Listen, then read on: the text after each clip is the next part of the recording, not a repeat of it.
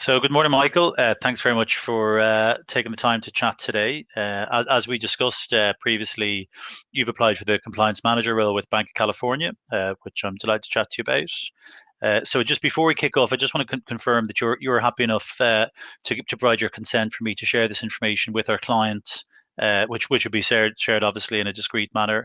You're comfortable with that? Yeah, please go ahead. Okay, that's great. So, Michael, I'm going to focus in first of all on your current position with Bank of London. But maybe before we go into the specifics of your current role, what did you choose to join Bank of London?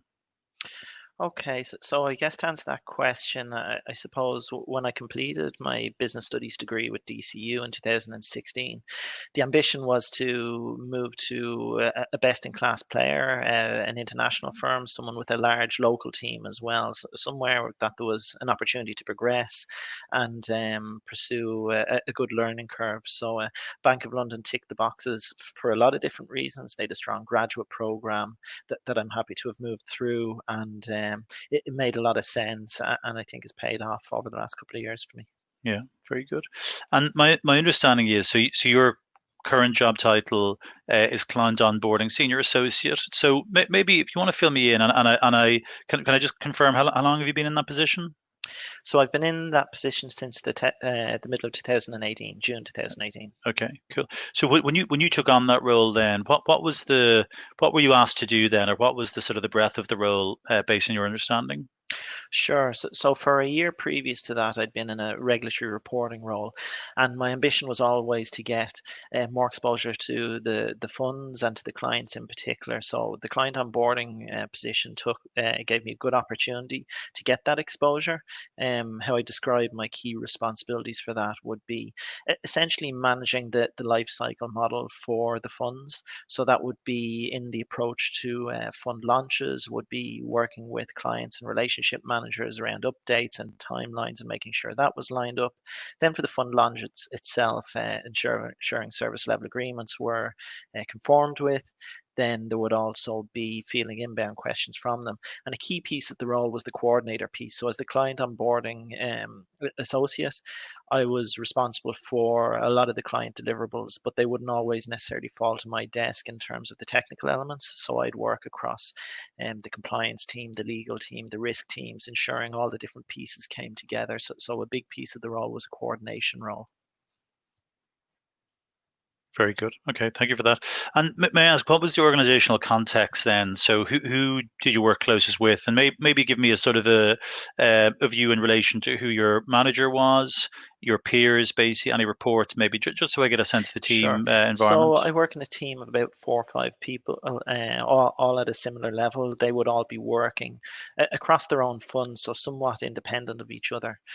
I report into a manager who themselves reports into the head of funds, and my relationship with them would essentially be understanding their expectations and then working as independently as possible to deliver them. So my manager would be quite busy in terms of her own day to day. The key piece for me would be around being able to take ownership of the deliverables for the client and ensuring the timely and smooth launch of the funds. So it would be somewhat independent, but a significant coordination piece around the different internal departments I'd work with. Yeah, very good. So maybe tell me, so you're coming up on 2 years in that particular position. So what have been your results over that period of So I time? guess for me, what a success in my role means keeping the noise down and making sure everything runs smoothly. There's a big project management element. Last year, we successfully launched a new private equity fund for 200 million, and I led the way on that. There was very little issues came up with it, practically none, and I was on top of all of them, and I was commended by my client to my manager for my performance on that project. Okay, very good. So can you tell me a little bit more? So how did you mentioned that there was no issues. Basically, how did you go about So achieving it's those really results? about, I suppose, number one, understanding not just the what the client requires in terms of the detail of their contracts and service level agreements, but really understanding the people within those businesses that you're dealing with, how they operate and how they like to get work done. So a lot of my time would be spent working with the relationship manager at the outset, understanding what their expectations are. Then, in terms of delivering on the projects themselves, the key piece is working with the internal teams, making sure timelines are met.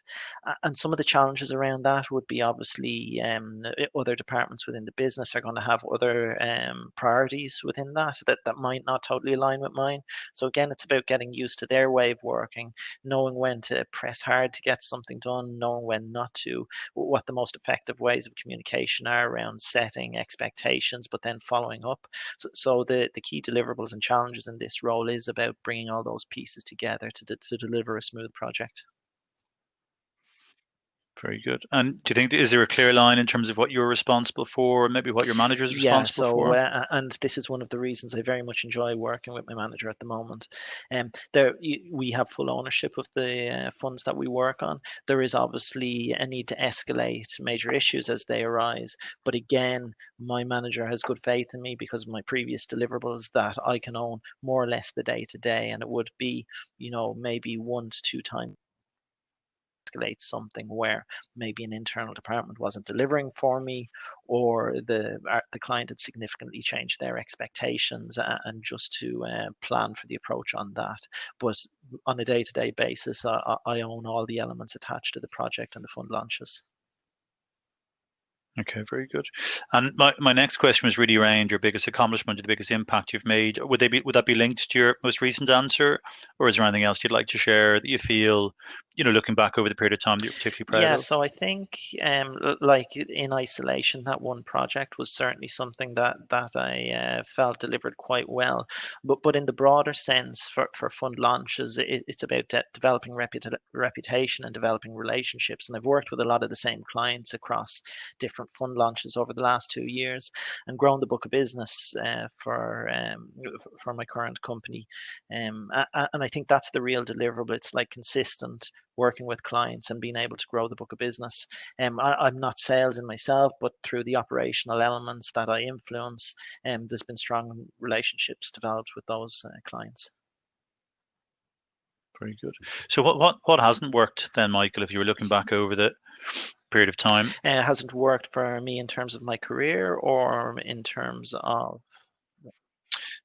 Yeah, well, I'm going to ask about the challenges you faced, but maybe from a team structure, if you were stepping back and looking objectively as to maybe what inefficiencies do you feel exist within the structure within Bank of London, stuff that maybe you found from a team perspective has been difficult to So I overcome. guess it's inherent in most projects that you're going to have non-standard activities take place. Timelines can be different. It's not a BAU project, and that can be challenging to articulate to internal teams within the business. I suppose one of the key pieces is that you have to understand that these other internal departments do have their own priorities. A lot of it would be day to day that would be easy to gravitate to. I might need for my clients something at short notice that would be particularly important deliverable that wouldn't be typically land on the desks of, let's say, the risk team that would have to assist me with Hmm. that. That's one of the challenges, but it's also something that I felt I've been able to overcome by being considerate of that, by building relationships with the internal teams, and I would say, despite the challenges around bringing a BAU team into a project, I think we run it pretty well. Okay, okay. So just in relation to the working relationship you have with your manager, how would you describe their style and the relationship in terms of how you work together? Um, I would say it's maybe short and sharp, which actually quite suits my style, I'd Yeah. say. So basically, when I say short and sharp, I very much mean that what they say is what they mean. That they're very much to the point. They don't beat around the bush. She's very good in terms of giving guidance, encourages me to ask questions, but then the expectation is that I can go off for the day and take ownership around the different elements. Very encouraging in terms of how to position myself to grow my career as well outside of the general operations, and has guided me on a number of different pieces, including pursuing my investments and financial markets diploma in Dublin Business School, which I think has stood me in good stead. So it's a very good relationship, I'd say. Very good. And what should I expect to hear from your manager when I speak to her via reference? What do you think she's likely to say about her experience of working with you? I would say that she'd say that Michael's someone you can trust to get things done. He asks the right questions, knows when to press people to get results. Very clear, concise communicator, and is someone that you would trust clients with, I'd say. Very good. So, and what would you say you've enjoyed?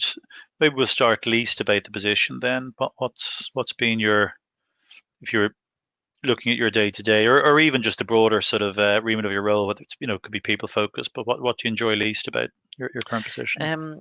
I think what I enjoy, or maybe one of the challenges I've found, is that I don't have full influence over all of the moving parts in terms of delivery of the remit.